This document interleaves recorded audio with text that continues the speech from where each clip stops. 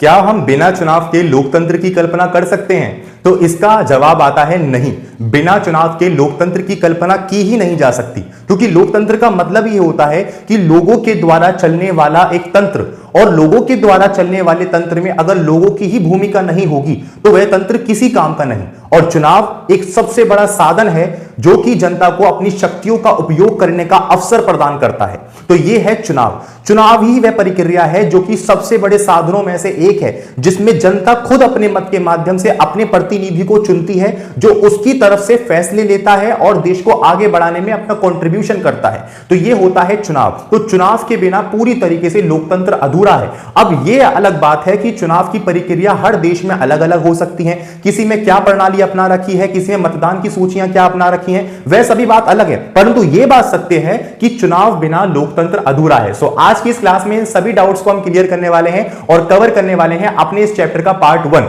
So welcome students to EIB education and study with Anas sir. सो आज की इस क्लास में हम समझते हैं कि भारतीय संविधान में चुनाव के बारे में क्या महत्व है, मतलब अपने चैप्टर को चुनाव और प्रतिनिधि के पार्ट 1 को। तो हम सभी चीजों को समझते हुए चलेंगे आज पार्ट 1 के अंदर। पार्ट 1 में कंप्लीट इसके बेसिक्स एंड फंडामेंटल्स हम जान लेंगे और बहुत अच्छे से अपने कॉन्सेप्ट्स को बिल्ड कर लेंगे। तो देखिए, हम बात कर रहे हैं भाई चुनाव की, तो चुनाव बिना लोकतंत्र अधूरा है। तो सबसे पहला सवाल हमारे पास यही आता है कि सर हमें चुनाव की जरूरत क्यों है? तो देखो, चुनाव की जरूरत हमें इसलिए है क्योंकि अगर आप लोकतंत्र चला रहे हो तो लोकतंत्र में हर व्यक्ति अपने फैसले खुद नहीं ले सकता, और यदि वह अपने फैसले खुद लेता भी है तो वो जनता और देश दोनों के लिए ही खराब होगा, क्योंकि सभी व्यक्तियों के अपने अलग अलग मत होते हैं, अपने अलग प्रावधान होते हैं और अपनी अलग ही सोचने की क्षमता होती है। तो ज्यादा लोगों के मतों के हिसाब से एक प्रतिनिधि चुन लिया जाता है, वह आगे जाके उस पूरे समूह के माध्यम से फैसले लेता है, तो वही चुनाव है। तो देखो, इसको समझते हैं नोट्स के माध्यम से। लोकतंत्र में लोग खुद सारे फैसले नहीं ले सकते, इसलिए शासन प्रणाली को चलाने के लिए हमें प्रतिनिधि की आवश्यकता होती है जो हमारी तरफ से निर्णय ले सके, और चुनावी प्रक्रिया के माध्यम से सरकार व प्रतिनिधि भी तानाशाही नहीं कर पाते, और यही वो प्रक्रिया है जो चुने गए प्रतिनिधि को भी तानाशाही करने पर रोक देती है। कैसे? देखो, जैसे कि अभी हमने देखा कि कितना ही अच्छा लोकतंत्र क्यों ना हो, कितना ही अच्छा कोऑर्डिनेशन क्यों ना हो किसी भी देश के अंदर, परंतु सबके सोचने व फैसले लेने की क्षमता अलग अलग होती है। तो यदि हमने ये कह दिया कि ये देश सिर्फ लोग ही चलाएंगे, तो उसके माध्यम से भी हमारी शासन प्रणाली अच्छे से नहीं चल सकती, क्योंकि इस प्रणाली के अंदर ना तो कोई रूल होगा, ना रेगुलेशन होगा, ना ही कोई सरकार होगी, ना ही कोई न्यायालय होगा। तो इन सब चीजों को चलाने के लिए, एक जनता को कंट्रोल करने के लिए और उनके अधिकारों को, उनके कर्तव्यों को और उनकी शासन प्रणाली को समझाने के लिए आपको चुनाव की जरूरत है। तो चुनाव एक ऐसी प्रक्रिया है जिसमें लोगों का एक समूह अपने मत के माध्यम से एक व्यक्ति को चुन लेता है, और वह व्यक्ति उनके तरफ से फैसले व मतों को आगे रखता है, जिसके माध्यम से पूरी शासन प्रणाली में विकास हो पाता है। ठीक है? तो और यह वजह भी है कि चुनावी प्रक्रिया उस व्यक्ति को तानाशाही बनने से भी रोक देती है, क्योंकि वह जानता है कि अगर वो तानाशाही करेगा या अपनी शक्तियों का गलत उपयोग करेगा तो आने वाले 5 सालों में यही लोग जिन्होंने उसको चुना है वही उसको हरा देंगे, अपने मतों के माध्यम से किसी और व्यक्ति को खड़ा कर देंगे। तो यही वजह है कि चुनाव आपके देश की शासन प्रणाली को मजबूत भी करता है और देश की सरकार व प्रतिनिधि को तानाशाही बनने से भी रोक देता है। तो यह वजह है। अच्छा, भारतीय संविधान में इसका कहां वर्णन किया गया है? देखो, भारतीय संविधान अनुच्छेद 324 में सारे के सारे संविधान के अंदर चुनावी संबंधी अनुच्छेद व प्रावधान गिवन है। तो यह आप ध्यान रखिएगा कि संविधान के अनुच्छेद 324 के अंदर जो है चुनावी संबंधी प्रावधान पूरी तरीके से दिए गए हैं। तो अब सवाल यह उठता है कि सर हम ये तो समझ गए कि चुनाव क्या है, और हम ये भी समझ गए कि लोकतंत्र जो है वो चुनाव के बिना अधूरा है, हम ये जान गए। अब हम ये नहीं जान पा रहे कि आखिर वोट देगा कौन, यानी कि हमारे देश में तो इतने सारे नागरिक हैं, और इतने सारे नागरिकों के अंदर न जाने कितने लोग डेली पैदा होते हैं और न जाने कितने लोग इस दुनिया से अलविदा कह देते हैं। तो आखिर हमारे इस चुनावी प्रक्रिया के अंदर कौन मतदान करेगा? तो देखो, इसका प्रावधान क्या है भारतीय मतदान प्रणाली में? भारतीय मतदान प्रणाली में 18 वर्ष से अधिक की उम्र का हर नागरिक, 18 वर्ष से अधिक की उम्र का हर नागरिक मतदान करने के लिए सक्षम है, बिना जाति, बिना धर्म, बिना लिंग, बिना शिक्षा, बिना आय के भेदभाव किए। यह आप ध्यान रखना, यानी मतदान प्रणाली में सिर्फ उसकी 2 चीजें होना जरूरी हैं कि 18 साल से वो ज्यादा का हो और साथ ही साथ भारत देश का नागरिक हो। ये दो बातें अगर उसमें हैं तो वह पूरी तरीके से चुनावी प्रक्रिया में अपने मतदान कर सकता है। अब इसके बीच में ना तो उसका धर्म आएगा, जाति आएगी, ना शिक्षा आएगी, ना इनकम आएगी और ना ही उसका लिंग आएगा। मतलब ये ऐसा नहीं कह सकते कि सिर्फ आदमी वोट देंगे औरतें नहीं देंगी, या सिर्फ औरतें वोट देंगी या आदमी नहीं देंगे, ऐसा कुछ भी हम नहीं कह सकते। तो ये भारतीय संविधान के अंदर व भारतीय मतदान प्रणाली का वर्णन है। और मैं आपको बताऊं कि ये जो 18 वर्ष की उम्र है, ये संविधान के अंदर शुरुआत से नहीं थी। संविधान के अंदर शुरुआत से 18 वर्ष की उम्र नहीं थी। भारतीय मतदान प्रणाली के अंदर ये कांग्रेस राजीव गांधी सरकार के द्वारा बदली गई थी 1988 में। ये ध्यान रखना, 1988 के अंदर मतदान की आयु 21 वर्ष से घटाकर 18 वर्ष की गई थी। आप ध्यान रखिएगा, 21 वर्ष की आयु से हटाकर 18 वर्ष की कर दी गई थी। और ये जो प्रावधान किया था, ये किया था संविधान अनुच्छेद 326 के माध्यम से। आप ध्यान रखना, संविधान के अनुच्छेद 326 के माध्यम से, जहां पे भारतीय मतदान प्रणाली के बारे में प्रावधान गिवन है, वहां थोड़ा सा चेंज किया गया और 21 वर्ष की आयु को घटाकर 18 वर्ष कर दिया गया। क्यों? क्योंकि यह हमारे देश के हितों के लिए अच्छा था, बेहतर था। क्योंकि हम जानते हैं कि एक 18 वर्ष का व्यक्ति भी काफी ज्यादा समझदार हो जाता है और वो देश के नागरिक के लिए और साथ ही साथ अपने देश के अंदर कंट्रीब्यूशन करने के लिए भी एबल हो जाता है। और ये ध्यान रखना कि ये जो संविधान के अंदर संशोधन हुआ था, ये हुआ था 61वां संशोधन।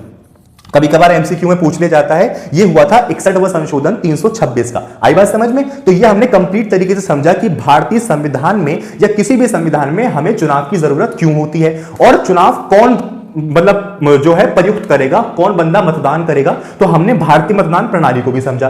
पहले क्या प्रणाली थी? पहले थी हमारे 21 वर्ष की आयु होनी चाहिए, उसको 1988 में बदलकर अनुच्छेद 326 के प्रावधान में कुछ परिवर्तन करके उसको 18 वर्ष कर दिया गया था। अब हम ये समझते हैं कि चुनावी प्रक्रिया हमारे देश के अंदर किस किस तरीकों से होती है।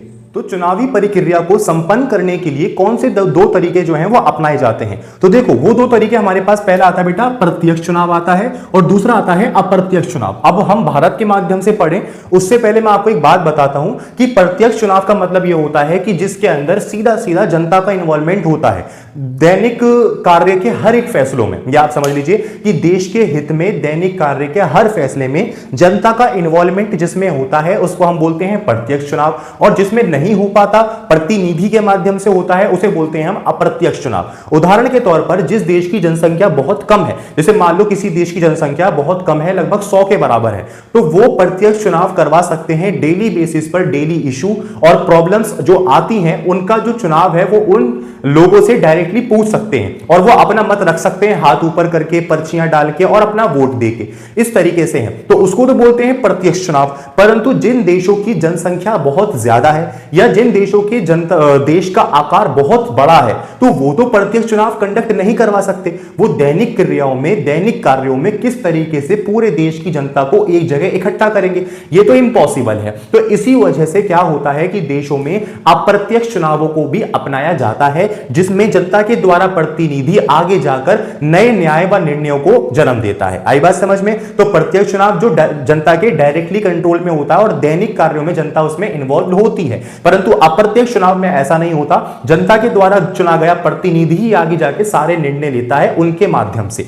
क्लियर? अब देखो यहां भारत के माध्यम से क्या बता रखा है, तो पहले मैं आपको बताऊं कि प्रत्यक्ष चुनाव भारतीय सरकार अधिनियम 1919 में पहली बार आया था। तो ये ध्यान रखिएगा कि भारतीय सरकार अधिनियम 1919, तो मैंने कोड वर्ड आपके लिए लिख दिया, 1919 में प्रत्यक्ष चुनाव की नींव रखी गई थी। इस प्रक्रिया में लोग खुद अपने प्रतिनिधियों को चुनते हैं अपना मत देकर। उदाहरण के तौर पर लोकसभा, विधानसभा चुनाव में यही प्रक्रिया अपनाई जाती है। अभी ना इस उदाहरण को आप भूल जाओ, अभी मैं समझाऊंगा। अभी आप इतना ध्यान रखो कि लोग ना अपना प्रतिनिधि खुद चुनते हैं। फिर आ गई जी अप्रत्यक्ष चुनाव पे। यहां पे जनता द्वारा चुने गए प्रतिनिधि वह आगे राष्ट्रपति व राज्यसभा प्रतिनिधि को चुनते हैं। ठीक है, इसका उदाहरण भी भूल जाते हैं। अब देखो क्या, अब बात आती है भारत की। तो भारत ने भारतीय परिषद अधिनियम में 1892 में अप्रत्यक्ष चुनाव की नींव रखी गई थी। ये ध्यान रखना, भारतीय परिषद अधिनियम 1892, तो इसका भी मैंने कोडवर्ड लिख दिया। तो 1892 के अंदर अप्रत्यक्ष चुनाव की नींव रखी गई।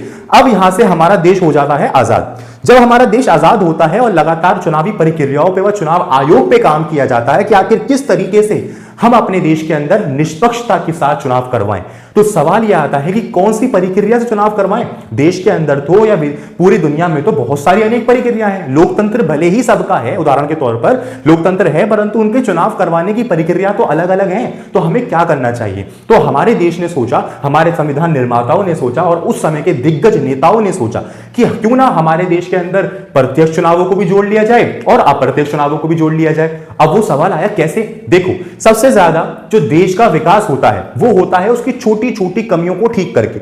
अब छोटी छोटी कमियों को ठीक करने के लिए राष्ट्रपति तो आएगा नहीं या प्रधानमंत्री तो आएगा नहीं, और वो अगर आ रहे हैं तो देश की कमियों को कौन ठीक करेगा? जो देश की बड़ी बड़ी कमियां हैं, इंपोर्ट है, एक्सपोर्ट है, विकास है, डेवलपमेंट है, करंट अफेयर्स है, फॉरेन अफेयर्स है, क्या ये सब चीजें कैसे सही होंगी? तो इस बात को ध्यान में रखे हुए क्या हुआ, 3 स्तरीय की सरकारों का जन्म हुआ और उन 3 स्तरीय सरकार को इन 2 चुनावी प्रक्रिया में बांट दिया गया। जैसे कि यहां बताया गया, लोकसभा विधानसभा चुनाव में यह प्रक्रिया अपनाई जाती है प्रत्यक्ष चुनाव की, जो हम अपना मत देके विधायक चुनते हैं, सरपंच चुनते हैं, प्रधान चुनते हैं। तो ये सभी लोग हमारे गली मोहल्ले, हमारे इलाकों में तो रहते हैं। तो ये कोई कार्य करेंगे तो उसके सलाह व मशवरे ये हमसे भी लेंगे, या हमें कोई कार्य करवाना होगा तो हम डायरेक्टली जाके इनसे कह देंगे। तो यहां पे तो प्रत्यक्ष चुनाव को अपना लिया गया। अब बात आई देश के हित के लिए, यानी बड़े बड़े मसलों के लिए, इसमें कौन काम करेगा? तो उस प्रक्रिया में अपनाया गया अप्रत्यक्ष चुनाव। मतलब जो जनता के द्वारा चुने गए प्रतिनिधि है ना, वही प्रतिनिधि दोबारा दोबारा जीत जाएंगे तो उनका पद बढ़ता चला जाएगा। मान लो कोई विधायक है, फिर वो आगे चल के सीएम बन गया। जब वो सीएम बन जाएगा या उससे ऊंचे पद पे चला जाएगा तो वो लोकसभा या विधानसभा से हटकर राज्यसभा में चला जाएगा और वही प्रतिनिधि उस पूरी जनता के माध्यम से आगे के फैसले व निर्णय लेगा, परंतु उसकी सरकार चलती रहेगी। तो यहां से क्या होता है कि हमारे देश के राष्ट्रपति चुनाव में और राज्यसभा प्रतिनिधि को चुनने के लिए अप्रत्यक्ष चुनाव प्रक्रिया को अपनाया गया। तो ये प्रक्रिया जो अपनाई जाती है वह अपनाई जाती है राष्ट्रपति चुनाव प्रक्रिया में। ठीक है, तो हमारे देश ने इन दोनों ही चीजों को इन्वॉल्व किया और जनता की छोटी से छोटी परेशानियों को हल करने का पूरा काम किया। क्लियर यहां तक? तो हमने क्या देखा, चुनाव में 2 तरीके कौन से होते हैं, ये आप ध्यान रखना, ये एमसीक्यू बेस पर पूछे जा सकते हैं। डेट्स 1919 1892। इसके बाद हम बात करेंगे कि चुनावी प्रक्रिया के 2 मॉडल कौन से होते हैं सर। मतलब आपने ये तो बता दिया कि भाई इसके 2 टाइप्स हैं, जिनको हम डायरेक्ट इलेक्शन या इनडायरेक्ट इलेक्शन के नाम से जानते हैं, परंतु चुनाव करवाएं कैसे? उदाहरण के तौर पर जनता का इन्वॉल्वमेंट किस प्रकार होना चाहिए। जैसे कि आपने ये कह दिया कि सर यहां तो जनता खुद चुन रही है, तो जनता तो कई लोगों को चुन सकती है। मान लो मैं भी खड़ा हो गया चुनाव करने के लिए, मेरे सामने वाले गली का व्यक्ति भी खड़ा हो गया, तो जनता तो सबको चुनेगी भाई। कुछ वोट मुझे भी आएंगे, कुछ वोट उसे भी आएंगे, तो हम जीता हुआ किसे माने? जनता के द्वारा तो मैं भी चुना गया और जनता के द्वारा वह भी चुना गया। तो आखिर ऐसा कौन सा मॉडल हम अपनाएं जिससे विजेता को घोषित किया जा सके? तो विजेता को घोषित करने के लिए चुनाव के अंदर जो मॉडल अपनाए जाते हैं वो पूरी दुनिया में लगभग 2 तरीके के मॉडल होते हैं। पहला होता है हमारे पास फर्स्ट पास्ट द पोस्ट, मतलब सर्वाधिक वोट से जीत की प्रणाली। तो यह आप ध्यान रखिएगा, मैं यहां लिख भी देता हूं, सर्वाधिक वोट से जीत की प्रणाली। ठीक है, और दूसरी होती है समानुपातिक प्रतिनिधि प्रणाली। इसको अभी समझेंगे, पहले हम जानते हैं सर्वाधिक वोट से जीत की प्रणाली को, मतलब जो सबसे आगे वही जीते। ठीक है, तो देखो जो प्रतिनिधि सबसे ज्यादा वोट ले आया वह जीत गया। उस प्रतिनिधि को परसेंटेज से कोई मतलब नहीं होता कि उसकी सरकार ने, उसकी पार्टी ने कितनी परसेंटेज में सीटें हासिल की या कितनी परसेंटेज में उसने वोट हासिल किए, ऐसा कुछ नहीं होता। तो ये प्रणाली जो अपनाई जाती है वो हमारे भारत में भी अपनाई जाती है, यूके में भी, यूएसए में भी यही प्रणाली जो है वो कारगर साबित है। अब ये भी ध्यान रखिएगा कि मान लो उदाहरण के तौर पर आपके इलाके में चुनाव हुए, आपके इलाके में क्या विधायक के चुनाव हुए। अब क्या होता है कि सेंट्रल या स्टेट गवर्नमेंट के अंदर अभी फिलहाल बीजेपी जीत गई है ना, तो स्टेट गवर्नमेंट के अंदर बीजेपी जीत गई और बीजेपी का ही मुख्यमंत्री वहां पे बैठे हैं। अब क्या होता है कि हो सकता है कि जो बच्चे हमारी क्लास से पढ़ रहे हैं उनके इलाके में बीजेपी का विधायक ही ना हो सकता है कि वहां पे कांग्रेस का विधायक हो सकता है कि वहां पे झाड़ू का विधायक हो। तो ये विधायक आखिर वहां कर क्या रहे हैं? जीती तो बीजेपी है। तो यहां पे हमें बात हमने समझी है, वो समझी है भारत के चुनावी मॉडल की, मतलब सार्वत्रिक वोट से जीत की प्रणाली। आपके इलाके के लोगों ने उस विधायक को चुना तो वह वहां पे विजयी हासिल हुआ। उससे मतलब नहीं है कि राज्य सरकार में उसकी सरकार या जिस वो पार्टी का वो आता है वो बन रही है कि नहीं बन रही, उससे कोई मतलब नहीं है। वह व्यक्ति वही जीतेगा जिसको सबसे ज्यादा जिस इलाके से वोट पड़ेंगे। क्लियर है मामला यहां तक। जैसे उदाहरण के तौर पर हम बात करें अपने दिल्ली में न्यू कौंडली की, तो न्यू कौंडली के अंदर लगभग यहां का विधायक जो है वो केजरीवाल जी की पार्टी का यानी आम आदमी पार्टी का है। परंतु भारत जो दिल्ली के अंदर मुख्यमंत्री हैं वो कहां की हैं, बीजेपी सरकार की हैं। यानी दिल्ली के अंदर तो बीजेपी सरकार चल रही है, परंतु हमारे इलाके का जो विधायक है वो तो केजरीवाल का आदमी है। तो यहां से क्या बातें हो रही हैं, सार्वत्रिक वोट से जीत की प्रणाली। इस इलाके ने ज्यादातर लोगों ने उसको जो वोट दिया वो उस मतलब हमारे जो प्रतिनिधि हैं विधायक हैं उनको वोट दिया, जिसके माध्यम से वो विजय हासिल हुए। अब वह विजय हासिल हैं और विजय हासिलता के बाद कार्य भी कर रहे हैं। वह इसलिए वो उस पद से हटे नहीं कि भाई तुम्हारी सरकार तो हार गई दिल्ली से कि तुम भी चलो, नहीं, ऐसा नहीं अपनाया जाता। तो ये प्रणाली भारत, यूके, यूएसए में बहुत अच्छे तरीके से अपनाई जाती है। इनको परसेंटेज से कोई मतलब नहीं होता, इन्हें मतलब होता है जो सबसे ज्यादा वोट ले आए जिस किसी इलाके से वह वहीं जीत जाएगा। क्लियर। इसके बाद हम बात करेंगे समानुपातिक प्रतिनिधि प्रणाली, यानी दूसरी व्यवस्था जो पूरी दुनिया में अपनाई जाती है।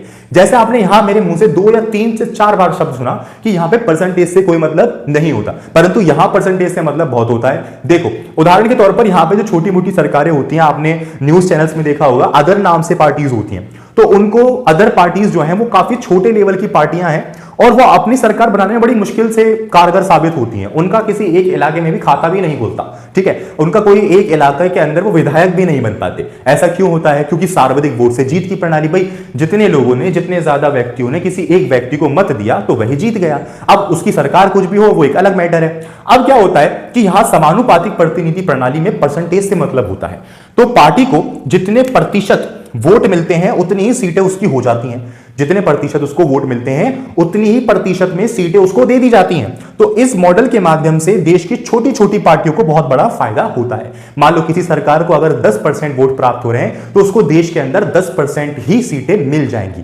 तो ये ज्यादातर अगर आज के समय में जो नाम है जिसको हम इजराइल कहते हैं उस देश के अंदर ये चीजें अपनाई जाती हैं, ठीक है। तो ये आपका समानुपातिक प्रतिनिधि प्रणाली है। सो होपफुली समझ में आया होगा। अब सबसे बड़ा सवाल ये उठता है कि सर आपने बताया कि हमारे देश के अंदर विजेता को या पूरी दुनिया में विजेता को विजय बनाने के लिए, मतलब विजेता को घोषित करने के लिए 2 मॉडल है हमारे पास। पहला यह है सार्वत्रिक वोट से जीत की प्रणाली, दूसरा है समानुपातिक प्रतिनिधि की प्रणाली।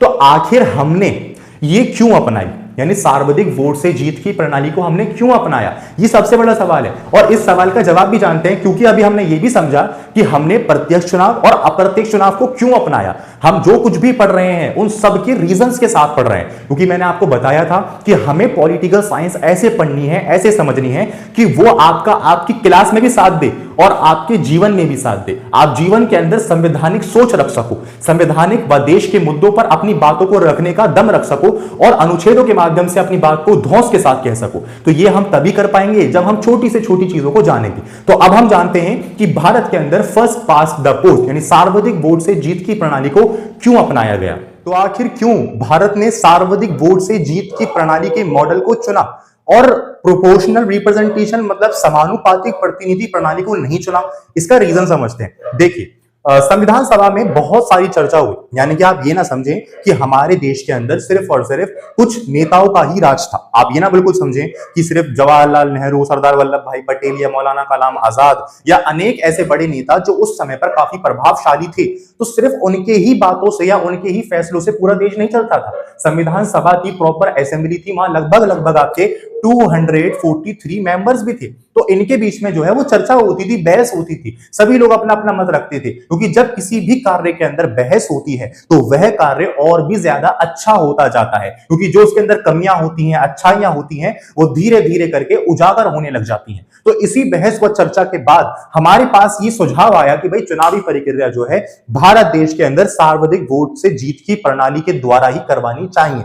क्यों? इसके पीछे 3 से 4 कारण थे, लगभग 3 कारण है आपके। तो देश के वो कारण समझते हैं देश के हित में जो बेहतर था। पहला कारण था कि भाई देश जो है वो बहुत बड़ा है हमारा, ठीक है। अब ये देश इतना बड़ा है, बहुत अच्छी बात है, परंतु उससे ज्यादा कठिन बात यह है कि इस देश के अंदर एक धर्म व समान मान्यता को मानने वाले लोग भी नहीं रहते। इसके अंदर बहुत सारी विभिन्नताएं हैं। अब विभिन्नताएं सुनते ही आपके माइंड में एक पॉइंट आ जाता है कि सर धर्म नहीं, धर्म के आधार पर विभिन्नता तो बहुत कम है हमारे देश के अंदर, जितनी भाषा व संस्कृति के आधार पर है। मैं आपको बताऊं, भाषा व संस्कृति के आधार पर विभिन्नताएं देश में ज्यादा है और उनकी मान्यताएं भी अलग अलग है। तो देश पहले तो बहुत बड़ा था और इसी बड़े देश के अंदर अनेक विभिन्नताएं थी। तो पहला कारण ये बना सार्वत्रिक वोट से जीत की प्रणाली को अपनाने का। अब इन्हीं विभिन्नताओं को साथ लेकर चलने के लिए एक बहुत ही बेहतरीन कारगर सरकार की जरूरत थी। मतलब सभी विभिन्नताओं को साथ लेकर चलने के लिए एक कारगर सरकार चाहिए थी। और मैं आपको बताऊं कि समानुपातिक प्रतिनिधि प्रणाली में लगभग हर एक पार्टी को मौका मिल जाता है, क्योंकि परसेंटेज जितने वो वोट लेती हैं उसी परसेंटेज से उन्हें सीटें मिल जाती हैं। परंतु वहां पर क्या होता है कि जो जाति वर्ग समूह है उनके माध्यम से हो सकता है कि वो कारगर साबित ना हो। और भाई देश का हिसाब होता है अपना अपना, जिस देश के अंदर जैसी प्रणाली है, जैसे लोग रह रहे हैं वैसी चीजें हैं। परंतु हमारे देश में तो ये चीजें नहीं हो पाती। क्यों? क्योंकि हमारे देश पहले बहुत बड़ा है और इसके अंदर अनेक विभिन्नताएं हैं। लोगों की सोच भी बहुत अलग है हमारे देश की, और खासकर आजादी के समय तो बहुत लोगों की सोच अलग थी। कम पढ़े लिखे लोग थे, उद्योग कम था, बहुत सारी चीजें थी, बहुत सारे पॉइंट्स थे। तो इसी सब चीजों को ध्यान में रख के कहा कि भाई अगर हम सार्वत्रिक वोट से जीत की प्रणाली को अपनाएंगे, प्रत्यक्ष चुनावों को रख के, तो प्रत्यक्ष चुनावों के माध्यम से जनता अपनी संस्कृति व अपने धर्म व अपनी जाति के माध्यम से या उसके किए गए अच्छे कार्यों के माध्यम से वहां पे चुनाव आयोग जो है वो प्रयुक्त करवाएगा और वो किसी बंदे को चुन लिया जाएगा। उदाहरण के तौर पर अगर मान लो कि पंजाब के अंदर अभी कुछ समय पहले की अगर बात करूं तो पंजाब के अंदर आम आदमी पार्टी जीती। तो आम आदमी पार्टी वहां पंजाब में जीत गई, परंतु वहां हिंदी बोलने वाले व्यक्ति को तो मुख्यमंत्री नहीं बनाया, वहां मुख्यमंत्री बनाया उन्हीं की संस्कृति के बंदे को।